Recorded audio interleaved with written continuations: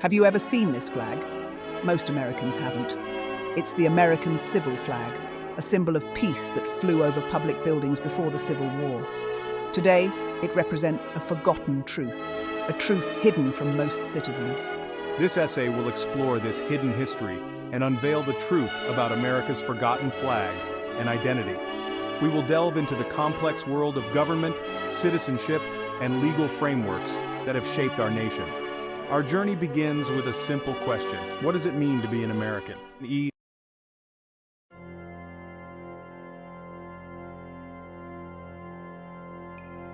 The story of America's forgotten identity begins with a seemingly innocuous document, the birth certificate. Most people view it as a simple record of birth, but it's much more than that. It's the first step in a process that transforms a living, breathing human being into a corporation, a straw man, a dead entity in the eyes of the law. This transformation is the foundation of a system designed to control and exploit the American people. When a child is born in the United States, their parents are encouraged to register the birth with the government. This seemingly harmless act has profound consequences. The birth certificate, with its all-capitalized name, creates a legal fiction, a corporate entity that is separate and distinct from the living person. This corporate entity, the straw man, becomes the government's property, subject to its rules and regulations. This process of creating a corporate identity for every American citizen is a form of identity theft. It allows the government to treat individuals as collateral, using their birth certificates to secure loans and generate debt. The national debt, a staggering sum that burdens every citizen, is built on the backs of these corporate entities, these straw men that represent the American people. This system of control extends far beyond finances. By creating a separate legal entity for every citizen, the government effectively silences the voice of the people. Laws and regulations are written to govern corporations, not living men and women. The courts operating under this fraudulent system recognize only the corporate entities, not the flesh and blood individuals they represent. This is how a government founded on the principles of individual liberty and self-governance has become a system of control and oppression. The theft of our identity through the birth certificate is the root cause of many problems facing America today. It's time to expose this fraud, reclaim our true identities, and restore the balance of power in our nation.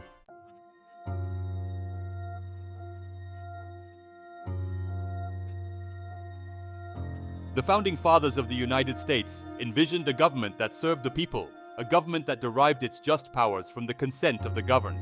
This ideal, enshrined in the Declaration of Independence, has been twisted and distorted over the centuries. Today, the government often appears to operate more as a master than a servant, dictating terms to its citizens rather than representing their interests. The concept of government itself is not inherently flawed. A well-functioning government can provide essential services, protect its citizens from harm, and promote the general welfare. However, when the government forgets its primary role as a protector of individual rights and instead seeks to control and exploit its own people, it becomes a tool of oppression. The current state of affairs in America reflects this dangerous shift in the balance of power. The government has amassed unprecedented authority, intruding into nearly every aspect of our lives. From the food we eat to the words we speak, our choices are increasingly constrained by a web of laws, regulations, and mandates. This erosion of individual liberty is a direct threat to the very foundation of a free society. The time has come to re-examine the role of government in our lives. We must demand accountability, transparency, and a return to the principles of limited government and individual responsibility. Our forefathers fought and died for these ideals, and we must not allow their sacrifices to be in vain. The future of our nation depends on our willingness to stand up for our rights and reclaim our rightful place as free and sovereign individuals.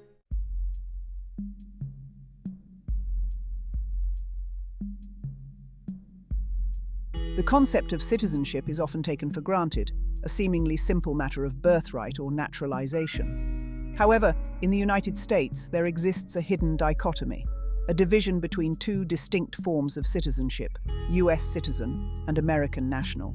This distinction, though rarely discussed, has profound implications for our rights, freedoms, and relationship with the government.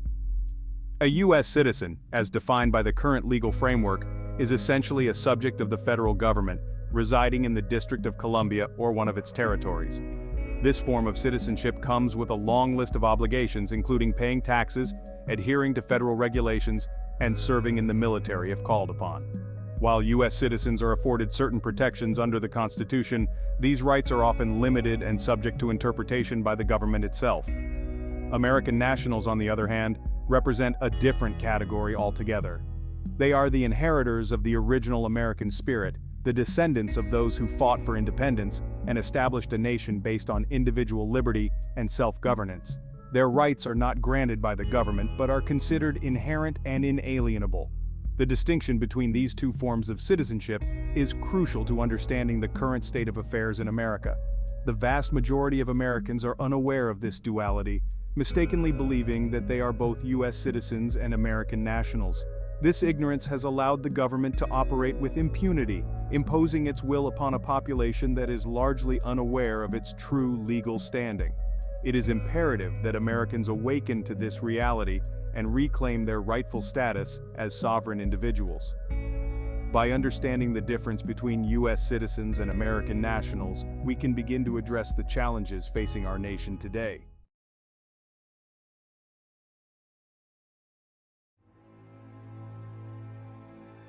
Section 3. The Illusion of Choice. The United States prides itself on being a beacon of democracy, a nation where the people hold the power and determine their own destiny. However, the reality is far more complex. The system we call democracy has been subtly corrupted, transformed into a carefully controlled illusion of choice. While we are led to believe that our votes matter, the truth is that the true levers of power lie elsewhere. The two-party system, often presented as the cornerstone of American democracy, serves to limit our options rather than expand them. The two major parties, despite their purported differences, often act in concert, promoting the interests of the ruling elite while paying lip service to the concerns of ordinary citizens. This duopoly effectively stifles dissent and prevents alternative voices from gaining traction. The electoral process itself has been compromised by a myriad of factors, including gerrymandering, voter suppression, and the undue influence of money in politics. These factors work in tandem to create a system that is rigged in favor of the status quo, making it nearly impossible for true reform to occur through traditional political channels. The illusion of choice extends beyond the ballot box. The mainstream media, often portrayed as a watchdog of democracy, acts as a gatekeeper, filtering information and shaping public opinion to serve the interests of those in power. This manipulation of information creates a false sense of reality, making it difficult for citizens to make informed decisions about their lives and their country.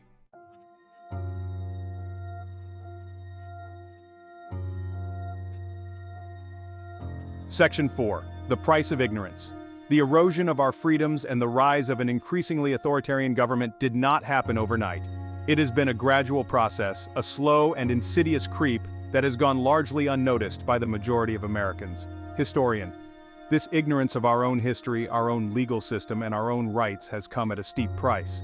The Founding Fathers, acutely aware of the dangers of tyranny, understood that a well-informed citizenry was essential to the preservation of liberty. They believed that education, particularly in matters of government and civic duty, was the cornerstone of a free society. Unfortunately, somewhere along the way, we have strayed from this founding principle. The education system, once a source of enlightenment and empowerment, has become increasingly focused on rote memorization and standardized testing, neglecting critical thinking skills and civic education. This has created a generation of Americans who are ill-equipped to understand the complexities of the world around them, let alone engage in meaningful political discourse. The mainstream media, rather than fulfilling its role as a purveyor of truth and a platform for diverse perspectives, has become increasingly sensationalized, partisan, and driven by profit. This has created a climate of distrust and misinformation, making it difficult for citizens to separate fact from fiction. This widespread ignorance has allowed the government to operate with impunity, eroding our freedoms and encroaching upon our lives with little resistance. The price of ignorance is not merely a lack of knowledge, it is the loss of our liberty.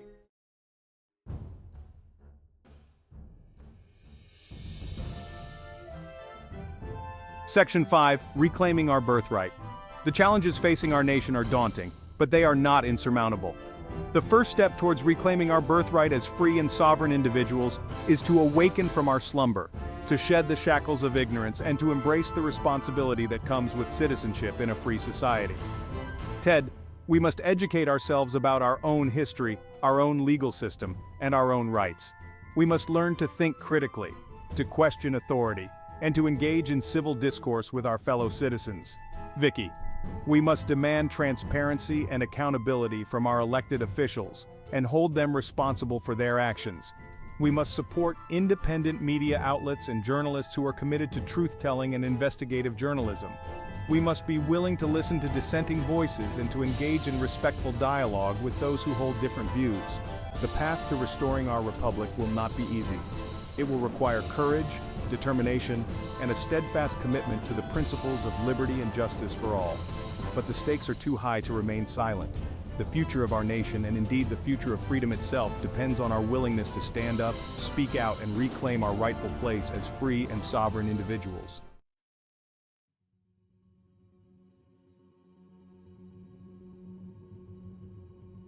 The journey into the heart of America's stolen identity begins with a seemingly innocuous document, the birth certificate.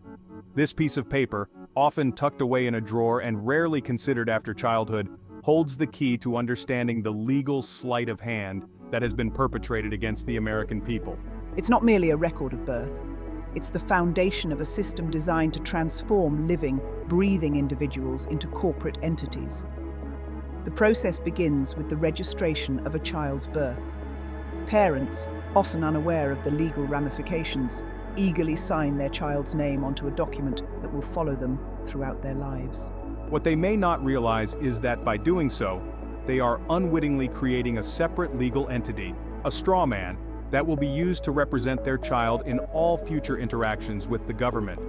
This straw man, identified by the all-capitalized name on the birth certificate, is not the flesh and blood child. It is a corporation, a fictitious entity that exists only on paper. This distinction is crucial, for it allows the government to interact with its citizens not as sovereign individuals, but as corporate entities subject to its rules and regulations. The birth certificate, therefore, becomes the first link in a chain that binds individuals to a system designed to control and exploit them. It's the foundation upon which a vast edifice of legal and financial manipulation has been erected, a system that operates largely in the shadows, hidden from the view of those it most directly affects.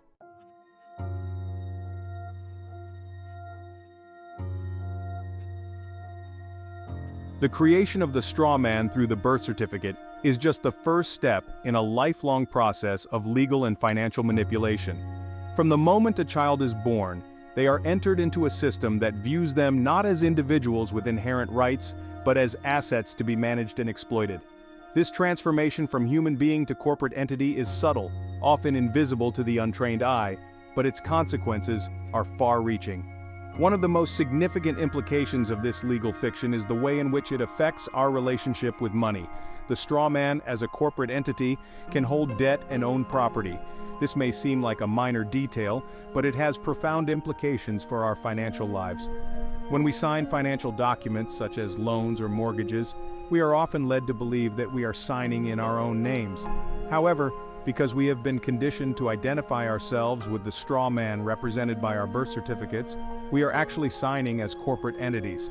This means that the debt we incur is not technically our own, but belongs to the straw man. This legal loophole allows banks and other financial institutions to profit handsomely from our unwitting participation in this system. They create money out of thin air, loan it to us at interest, and then hold us liable for the debt as if it were our own. The system is rigged from the start, designed to keep us trapped in a cycle of debt and dependence. Breaking free from this system requires understanding the true nature of our legal and financial identities and taking steps to reclaim our sovereignty.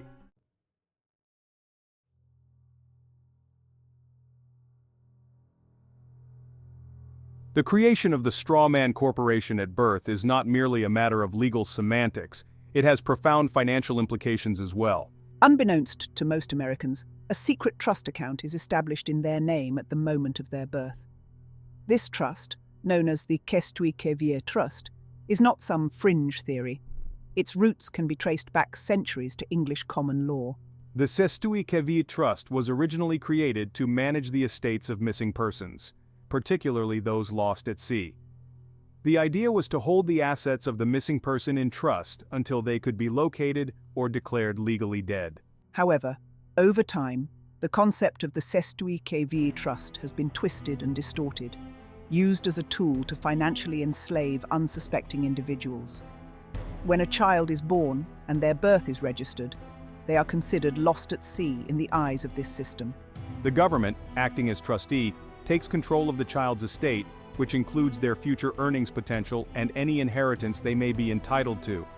The child, unaware of their true legal status, grows up believing that they are working for their own benefit when in reality, they are generating wealth for the Cestui Que Vie Trust. The funds in this trust are held in secret accounts, controlled by the government and its corporate partners. The true beneficiaries of this system are not the American people, but those who control the flow of money and information. Breaking free from this system requires reclaiming our rightful inheritance, taking control of our Cestui Que Vie trusts, and demanding accountability from those who have profited from our ignorance.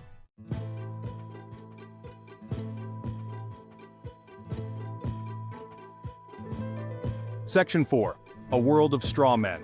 The creation of straw man corporations is not unique to the United States. It's a global phenomenon. From the bustling metropolises of Europe to the remote villages of Africa, individuals are being systematically stripped of their sovereignty and transformed into corporate entities. This global system of control operates under the radar, hidden from the view of those it most directly affects.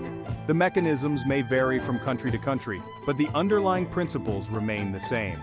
Through birth certificates, social security numbers, and other forms of legal identification, individuals are assigned corporate identities that are then used to control and exploit them. This system is particularly insidious because it operates under the color of law, creating the illusion of legitimacy while undermining the very foundations of a free society. The consequences of this global system of control are far-reaching. It has led to the erosion of individual rights, the rise of corporate power, and the concentration of wealth in the hands of a select few. It has created a world where individuals are increasingly viewed as consumers and commodities, rather than as sovereign beings with inherent dignity and worth. Breaking free from this system requires a global awakening, a recognition that we are not isolated individuals but part of a global community united by our common humanity. We must stand together, raise our voices in unison, and demand a return to a world where individuals are respected, their rights are protected, and their sovereignty is inviolable.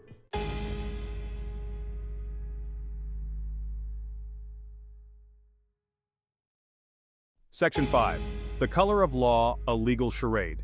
The system of control that has been erected around us is not maintained through brute force but through a much more subtle and insidious means, the color of law. This term refers to actions that appear to be legal but are actually in violation of the law or are carried out for unlawful purposes. It's a legal charade, a system designed to create the illusion of legitimacy while operating outside the bounds of true justice. One of the key ways in which the color of law is used to control the populace is through the proliferation of statutes, codes, and regulations. These legal instruments, often numbering in the thousands, are designed not to protect our freedoms, but to restrict them. They create a complex web of rules and regulations that are difficult to navigate and even more difficult to challenge. The courts, which should serve as impartial arbiters of justice, often become complicit in this system. Judges, many of whom are beholden to the same corporate interests that control the government, often rule in favor of the state, upholding unjust laws and denying citizens their fundamental rights. This perversion of the legal system has created a climate of fear and uncertainty, where individuals are afraid to assert their rights for fear of reprisal. The color of law has become a weapon used to silence dissent, suppress opposition, and maintain the status quo.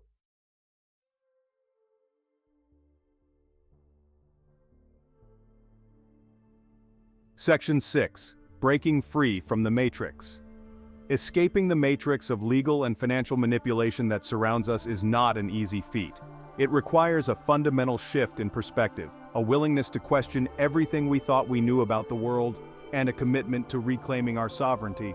But the rewards of freedom are well worth the effort. The first step is education.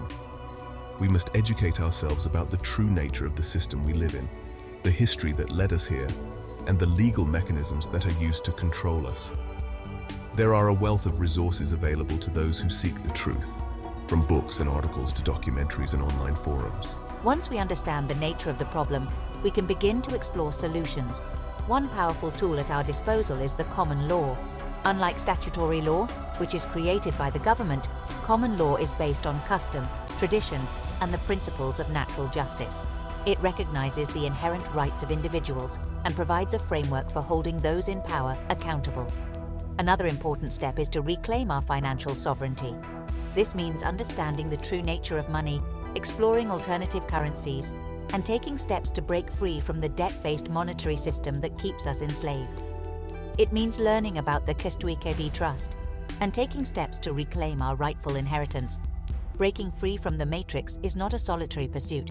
It requires a collective effort. We must connect with like-minded individuals, build communities of support, and work together to create a better world for ourselves and future generations.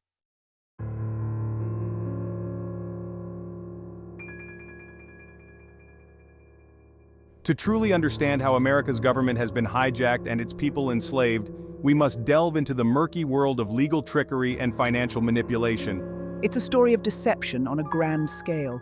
A shell game where the American people have been consistently drawn in by the illusion of freedom, while the reality of their situation remains hidden in plain sight.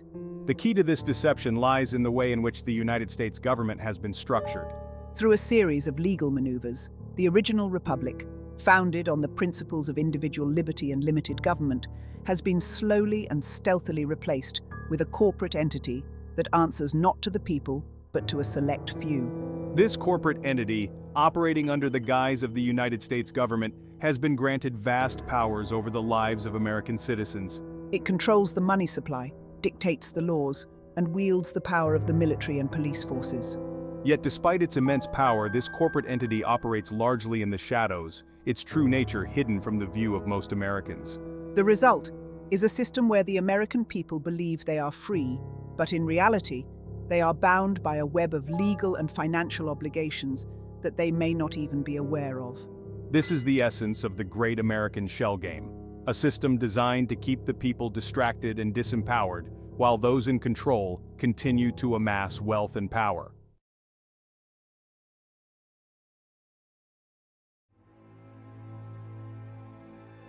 The year 1871 marks a pivotal moment in American history, a turning point that few Americans are even aware of.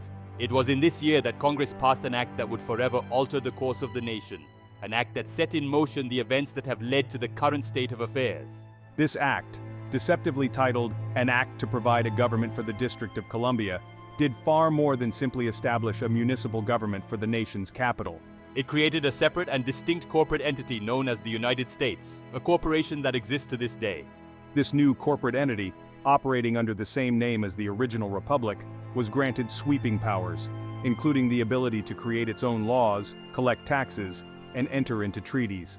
Essentially, a foreign entity was superimposed over the original constitutional republic, creating a system of dual governance that has sown confusion and discord ever since. The American people, unaware of this fundamental change to their government, continued to live their lives as if nothing had happened. But the consequences of the Act of 1871 have been profound, leading to the erosion of individual liberties, the expansion of government power, and the creation of a system that is no longer accountable to the people it was meant to serve. This act, often overlooked or dismissed as a historical footnote, is in reality the key to understanding how the United States has been transformed from a beacon of freedom into a corporate oligarchy. It is a stark reminder that even the most fundamental principles of a nation can be subverted if the people remain ignorant and apathetic.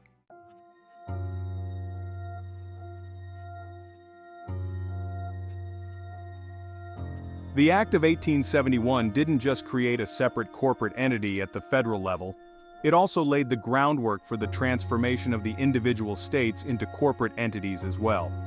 This process, carried out over several decades, has fundamentally altered the relationship between the states and the federal government, shifting the balance of power decisively in favor of the latter. Prior to this transformation, the states were considered sovereign entities, possessing inherent powers that could not be usurped by the federal government. They were the laboratories of democracy, free to experiment with different forms of government and to chart their own course. However, as the corporate entity known as the United States consolidated its power, it began to encroach upon the sovereignty of the states. Through a combination of legal maneuvering, financial incentives, and outright coercion, the states were gradually brought under the heel of the federal government. Today, the states exist as mere shadows of their former selves, their sovereignty largely eroded, their autonomy compromised. They have become administrative units of the federal government, carrying out its dictates and enforcing its laws. This transformation has had a profound impact on the lives of ordinary Americans who now find themselves subject to a complex web of federal and state regulations that often seem designed to stifle innovation and limit individual freedom.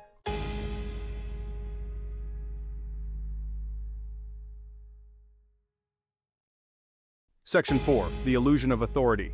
The corporate entities that have assumed control of the United States government operate under the illusion of authority, deriving their power not from the consent of the governed, but from a complex web of legal fictions and financial manipulation. This system is designed to create the appearance of legitimacy while obscuring the true nature of power.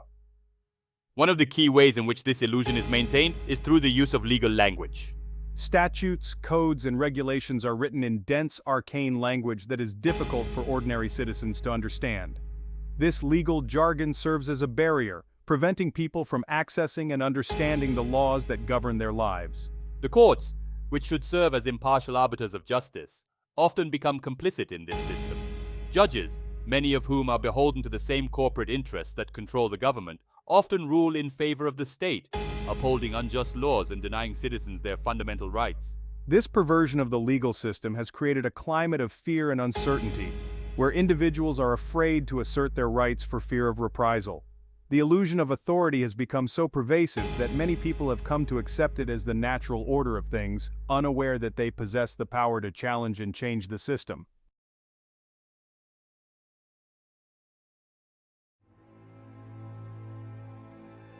Section 5. The law of the land versus the law of the sea.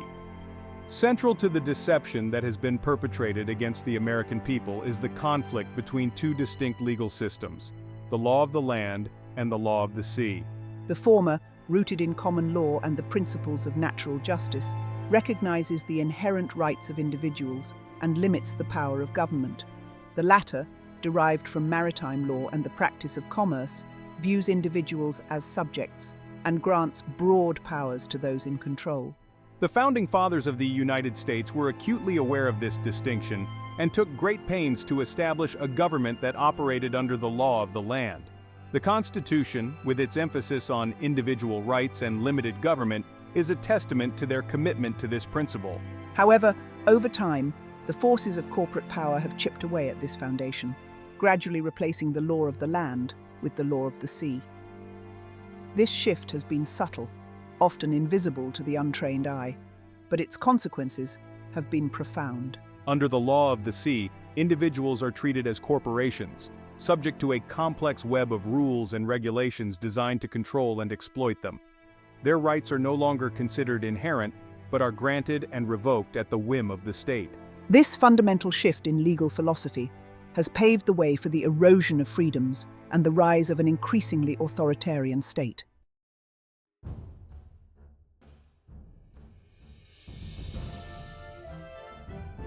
Section 6. Restoring the Republic.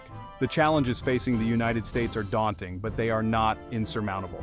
The first step towards restoring the Republic is to awaken from our collective slumber, to shed the shackles of ignorance, and to reclaim our rightful place as sovereign citizens. This will require a multi-pronged approach, one that combines education, activism, and a steadfast commitment to the principles of liberty and justice upon which this nation was founded.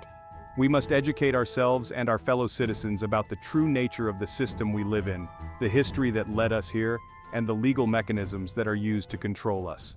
We must rediscover the principles of common law and demand that our government operate within its bounds. We must also be willing to challenge the status quo, to stand up for our rights, and to hold those in power accountable. This may involve peaceful protests, civil disobedience, and legal challenges to unjust laws. Ultimately, restoring the republic will require a fundamental shift in consciousness, a recognition that we are not subjects of the state but rather the source of its power. We must reclaim our sovereignty, assert our rights, and demand a government that truly represents the will of the people.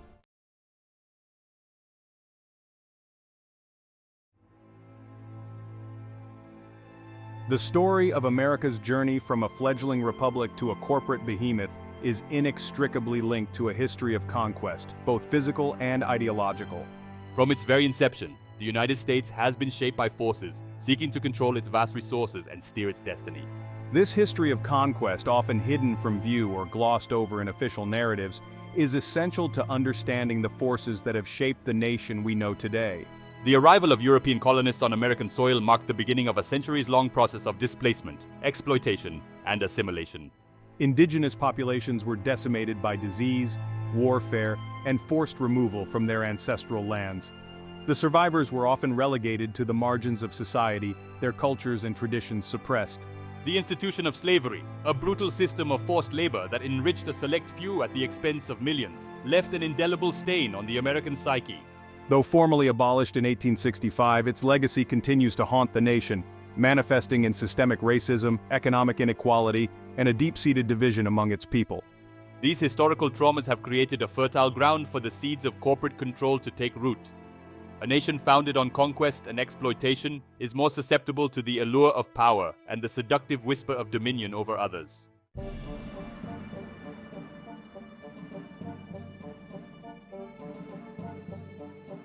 While the United States declared its independence from Great Britain in 1776, the legacy of British rule continues to cast a long shadow over the nation. One of the most enduring legacies of British rule is the system of common law that forms the bedrock of the American legal system. The financial system of the United States also bears the imprint of British influence, modeled after the Bank of England. The United States, despite its revolutionary origins, has often emulated the British Empire in its foreign policy. This legacy of empire runs counter to the ideals of liberty and self-governance upon which the United States was founded.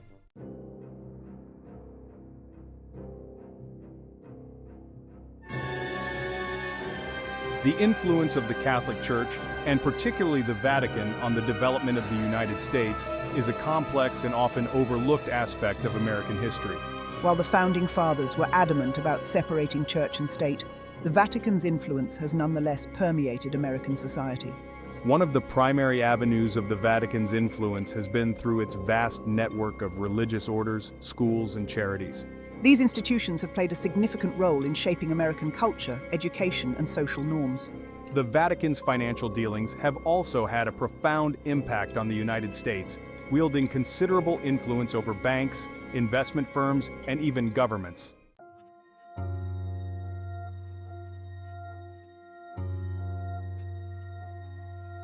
The culmination of these historical forces, conquest, imperial ambition, and religious influence, has been the rise of the corporate state. This fusion of corporate and state power is the defining characteristic of the current era, posing a significant threat to the ideals of democracy and individual liberty. The rise of the corporate state has been a gradual process, unfolding over decades and even centuries. As corporations have grown in size and power, they have used their wealth to influence politicians, shape public policy, and erode regulations. This undue influence has created a system of legalized corruption, where corporate interests often trump the needs of the people.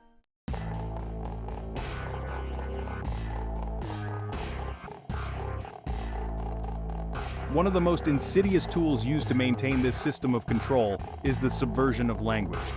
The word freedom, once synonymous with self-determination, is now often used to justify policies that benefit corporations at the expense of workers.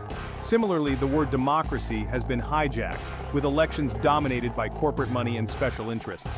This manipulation of language is a deliberate strategy to confuse, mislead, and ultimately control the population.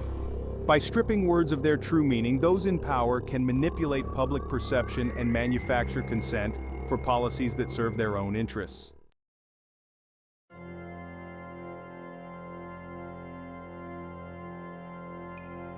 At the heart of the financial machinery that drives the corporate state lies an institution shrouded in secrecy and misconception, the Federal Reserve. Despite its name, The Federal Reserve is not a government agency, but a privately owned cartel of banks. Its decisions made behind closed doors and with little transparency have profound implications for every citizen. The Federal Reserve's primary tool of control is its ability to create money out of thin air. This system is inherently inflationary, eroding the purchasing power of ordinary citizens and enriching those who control the flow of credit.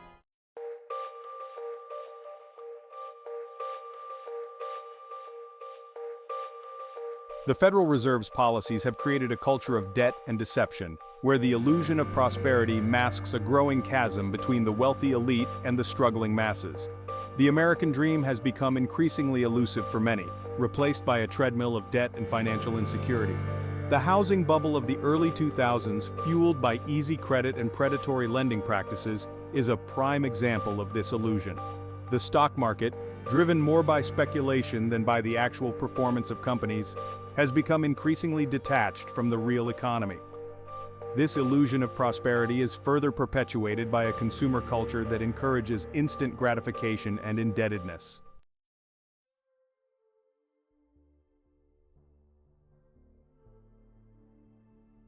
While the Federal Reserve has burdened the nation with trillions of dollars in debt, few are aware of a hidden treasure that rightfully belongs to the American people: national credit. National credit is created through the collective efforts of the American people, their labor, their creativity, their entrepreneurial spirit.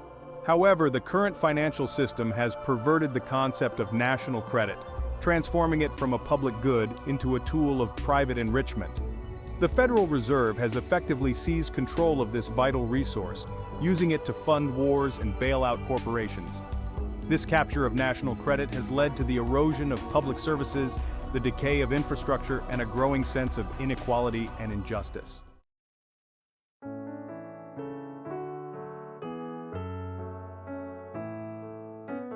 Breaking free from this system of financial control and reclaiming our economic sovereignty will require a fundamental shift in our understanding of money. Throughout history, sound money, backed by tangible assets such as gold and silver, has served as a bulwark against tyranny and a safeguard of individual liberty. The current system of fiat currency is inherently unstable and prone to manipulation. The path to economic freedom lies in rediscovering the principles of sound money and demanding transparency and accountability from those who hold the reins of the financial system.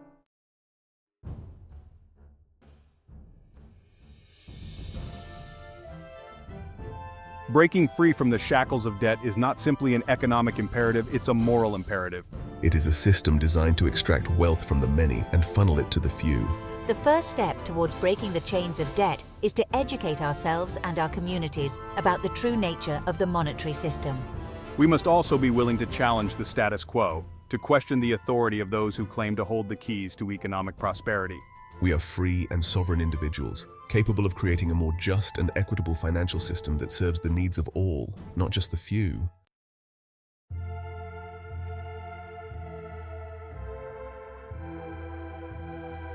The journey we've undertaken, exploring the hidden truths about America's forgotten flag and identity, has been a winding path through obscured history, complex legal frameworks, and deliberate misinformation. We've seen how the very foundation of American identity, the concept of citizenship itself, has been divided and manipulated for the benefit of a select few. The birth certificate, a seemingly innocuous document, has been revealed as the first link in a chain that binds individuals to a system designed to control and exploit them. The illusion of prosperity, carefully crafted through media manipulation and a culture of consumerism, has been lifted, revealing a growing chasm between the wealthy elite and the struggling masses. This is not a message of despair, but a call to awareness, a rallying cry to reclaim the legacy of freedom and self-determination that is the birthright of every American.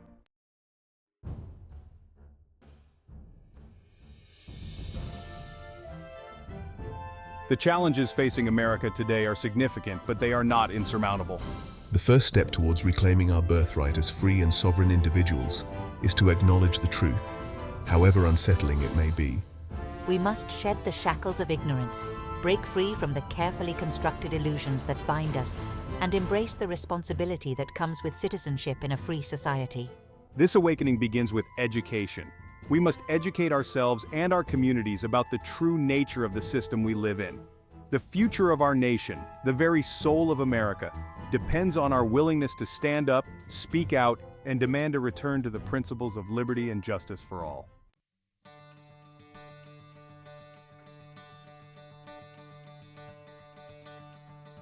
Knowledge without action is impotent, a seed unplanted, a dream undreamed.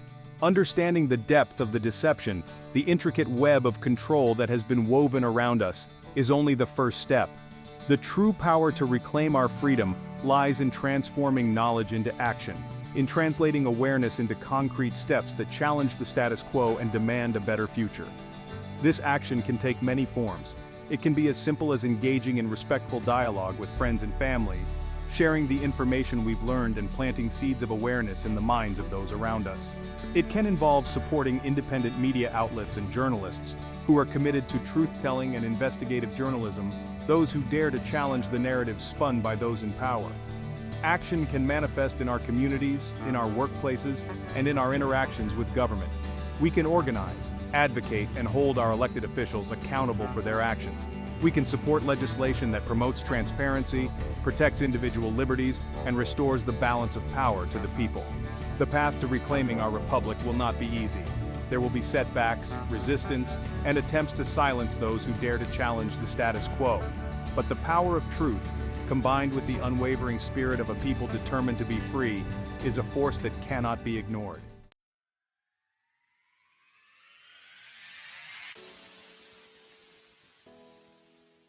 The challenges facing America today are not merely political or economic, they are spiritual in nature. We have lost sight of the principles that once united us, the shared values of liberty, justice, and self-governance that formed the bedrock of our nation.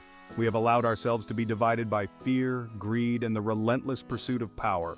The time has come to heal these divisions, to bridge the chasms that separate us, and to rediscover the common ground that binds us together as Americans.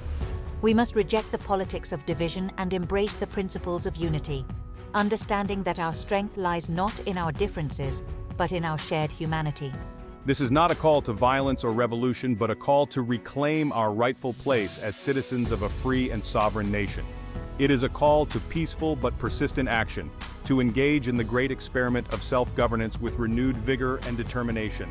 It is a call to remember who we are, the inheritors of a legacy of freedom, the guardians of liberty's flame.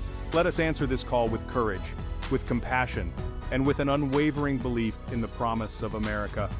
Let us together reclaim our forgotten flag and forge a future worthy of our children and grandchildren, a future where the light of liberty shines brightly upon a land truly free.